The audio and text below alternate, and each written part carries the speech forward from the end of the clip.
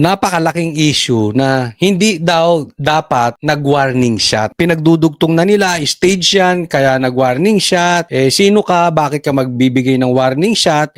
Mas mataas ang NBI kaysa sa Sergeant at Arms. Ganyan eh. Diba? Ganyan na sinasabi ni Matibag. Ito, papakita ko sa inyo. Ito ang tamang dahilan bakit kailangan magbigay ng warning shot. Warning shot, okay?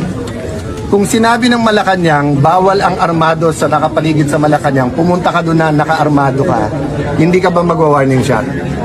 Tama, di ba? Halimbawa, mga NBI naman, baligtarin natin, mga pulis, pumunta sa paligid ng Malacanang. Di ba pumunta nga lang sa paligid ng Malacanang? Kayo mga nagrarally, ang dami ng pulis sa harap, hindi ka napapasukin. Try mong lumapit dyan.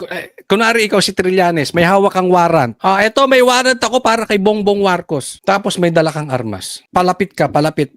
Hindi ba iwa-warning shot ka? Sinabi, wag na kayong pupunta. Sinabi rin ni Bongbong, wag kayo dyan. Di ba? May utos daw si Bongbong Marcos. Okay, pag sinabi sa Supreme Court, pag pumunta kayo dito armado, mag-coordinate muna kayo.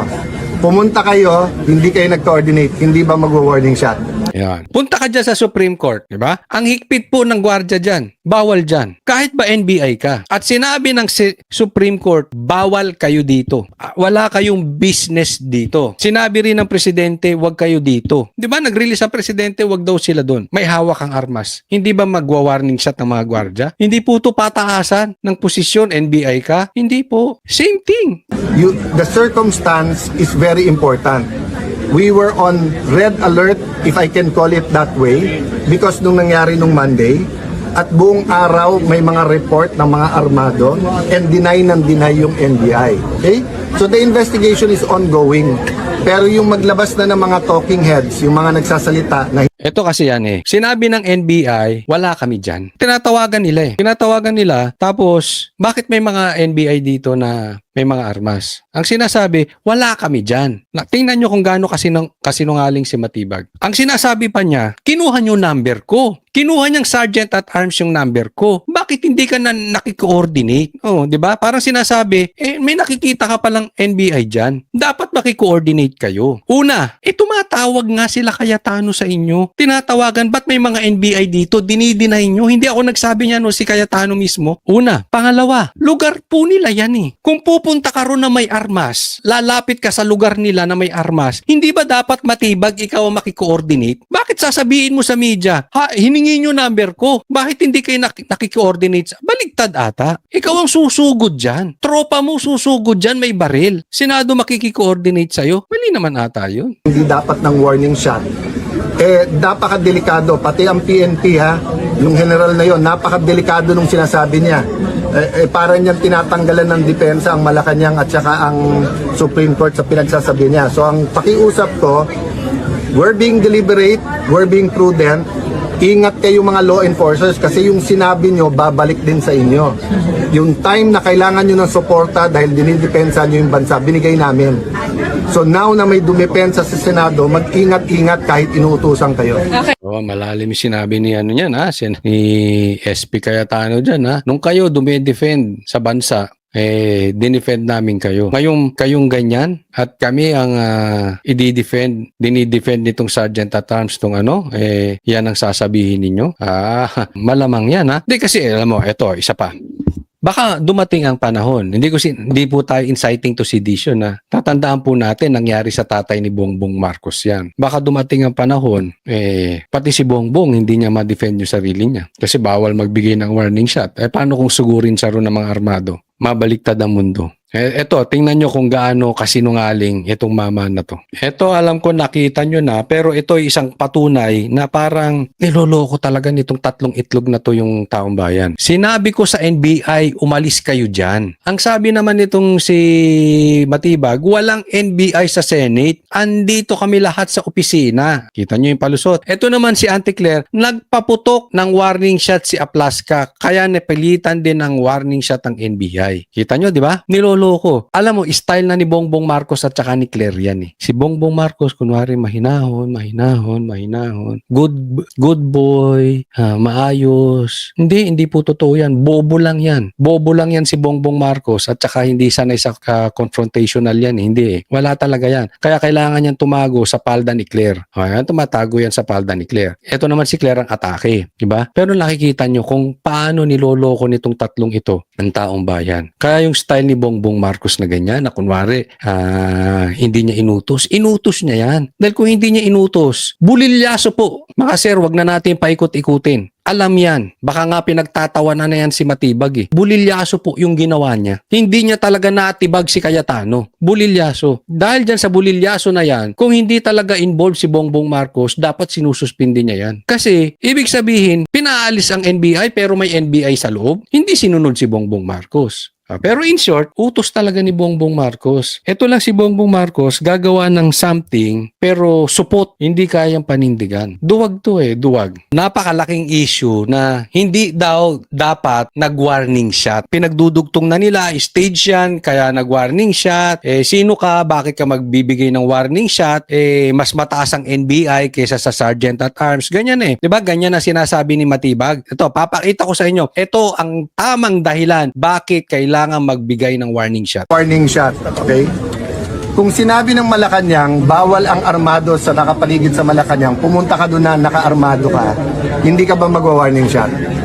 Tama, di ba? Halimbawa, mga NBI naman, baligtarin natin, mga pulis, pumunta sa paligid ng Malacanang. Di ba pumunta nga lang sa paligid ng Malacanang? Kayo mga nagrarally, ang dami ng pulis sa harap, hindi ka napapasukin. Try mong lumapit dyan. Kunwari ikaw si Trillanes, may hawak kang warrant. Eto may warrant ako para kay Bongbong Marcos. Tapos may dala kang armas. Palapit ka, palapit. Hindi ba iwa-warning shot ka? Sinabi, wag na kayong pupunta. Sinabi rin ni Bongbong, wag kayo dyan. Di ba? May utos daw si Bongbong Marcos. Okay, pag sinabi sa Supreme Court, pag pumunta kayo dito armado, mag-coordinate muna kayo. Pumunta kayo, hindi kayo nag-coordinate, hindi ba mag-warning shot? Yan. Punta ka dyan sa Supreme Court, di ba? Ang higpit po ng gwardiya dyan. Bawal dyan. Kahit ba NBI ka. At sinabi ng Supreme Court, bawal kayo dito. Wala kayong business dito. Sinabi rin ng Presidente, wag kayo dito. Di ba? Nag-release ang Presidente, wag daw sila doon. May hawak ang armas. Hindi ba magwa-warning shot ng mga gwardiya? Hindi po ito pataasan ng posisyon, NBI ka? Hindi po. Same thing. The circumstance is very important. We were on red alert, if I can call it that way, because nung nangyari nung Monday, at buong araw may mga report ng mga armado and deny yung NBI. Okay? So the investigation is ongoing. Pero yung maglabas na ng mga talking heads, yung mga nagsasalita na ito kasi yan eh. Sinabi ng NBI, wala kami dyan. Tinatawagan nila tapos bakit may mga NBI dito na may mga armas? Ang sinasabi, wala kami dyan. Tingnan nyo kung gaano kasinungaling si Matibag. Ang sinasabi pa niya, kinuha nyo number ko. Kinuha niyang Sergeant at Arms yung number ko. Bakit hindi ka na nakikoordinate? Oh, 'di ba? Parang sinasabi, may nakikita ka palang NBI diyan. Dapat makikoordinate kayo. Una, tumatawag nga sila Cayetano sa inyo. Tinatawagan, ba't may mga NBI dito? Dinideny nyo. Hindi ako nagsabi niya si Cayetano mismo. Una. Pangalawa, lugar po nila yan eh. Kung pupunta ka ron na may armas, lalapit ka sa lugar nila na may armas, hindi ba dapat Matibag ikaw ang makikoordinate? Bakit sasabihin mo sa media, hiningi nyo number ko. Bakit hindi kayo nakikoordinate? Baligtad ata. Ikaw ang susugod dyan. Tropa mo susugod dyan, may baril. Senado makikikoordinate sa'yo. Mali naman ata yun. hindi dapat ng warning shot. Napakadelikado, pati ang PNP yung general na yon, napakadelikado nung sinasabi niya. Parang niyang tinatanggalan ng depensa ang Malacanang at saka ang Supreme Court sa pinagsasabi niya. So ang pakiusap ko, we're being deliberate, we're being prudent. Ingat kayo mga law enforcers kasi yung sinabi nyo, babalik din sa inyo. Yung time na kailangan nyo ng suporta dahil dinidepensa nyo yung bansa, binigay namin. So now na may dumepensa sa Senado, mag-ingat-ingat kahit inuutusan kayo. Oh, malalim yung sinabi ni niyan ni SP Cayetano diyan Nung kayo dumidefend sa bansa, dinefend namin kayo. Ngayong kayong ganyan at kami ang dinidefend nitong Sergeant at Arms tong yan ang sasabihin ninyo. Malamang yan Di kasi alam mo, eto, isa pa.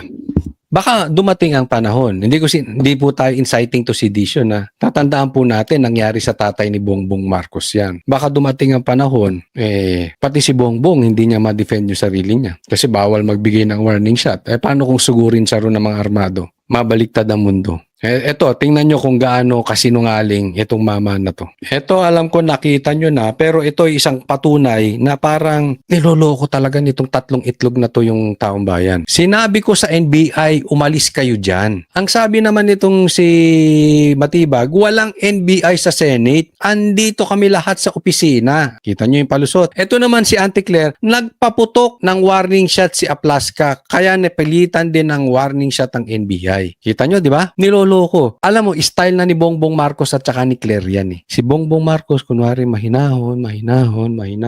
Good boy, maayos. Hindi po totoo yan. Bobo lang yan. Bobo lang yan si Bongbong Marcos at saka hindi sanay sa confrontational yan. Hindi eh. Wala talaga yan. Kaya kailangan niyang tumago sa palda ni Claire. Ayan, tumatago yan sa palda ni Claire. Ito naman si Claire ang atake. Diba? Pero nakikita nyo kung paano niloloko nitong tatlong ito ng taong bayan. Kaya yung style ni Bongbong Marcos na ganyan, na kunwari, hindi niya inutos. Inutos niya yan. Dahil kung hindi niya inutos, bulilyaso po. Mga sir, wag na natin paikot-ikutin. Alam yan. Baka nga pinagtatawanan na yan si Matibag eh. Bulilyaso po yung ginawa niya. Hindi niya talaga natibag si Cayetano. Bulilyaso. Dahil dyan sa bulilyaso na yan, kung hindi talaga involved si Bongbong Marcos, dapat sinususpindi niya yan. Kasi, ibig sabihin, pinaalis ang NBI pero may NBI sa loob. Hindi sinunod si Bongbong Marcos. Pero in short, utos talaga ni Bongbong Marcos. Ito lang si Bongbong Marcos, gagawa ng something, pero supot, hindi kayang panindigan. Duwag to eh, duwag.